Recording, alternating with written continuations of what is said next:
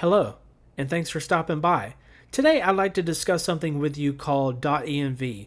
Now .env is something in Python where you can store your credentials within a .env file so that they're not being exposed in your .py scripts. And so let me show you what that looks like here. So the first thing we want to do before we do anything with the coding is that we want to install .env. And I will put in the description what everyone should be using if you're on whatever platform or distribution that you're on. I will post the commands that you need for that. For Arch, however, all that you'll need to do is put in sudo pacman dash capital S and then python dash .env, and you want to spell out dot. It'll be in the description down below. So once you get that installed, all that you're going to want to do is in your .py script, you want to put in from.env, import load underscore .env, and then import OS, and then in another line, you want to put in load underscore .env, and then put in parentheses. So you've got that set up, and then the next thing that you'll want to do is you'll want to save your .env file in the same place as you store your script.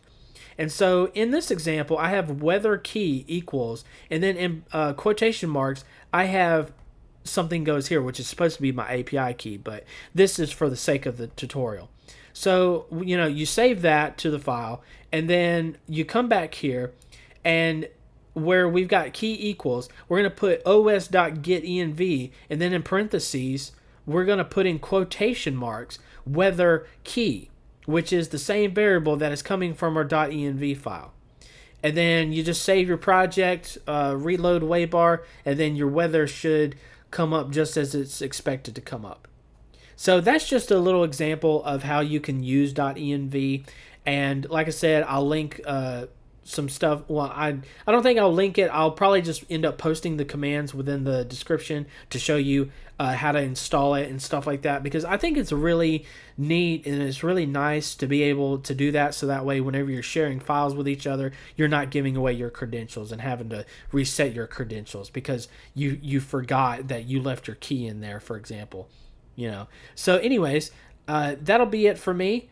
I want to thank you for watching, and if you would, please give this video a like and hit subscribe, and I shall see you guys in the next video.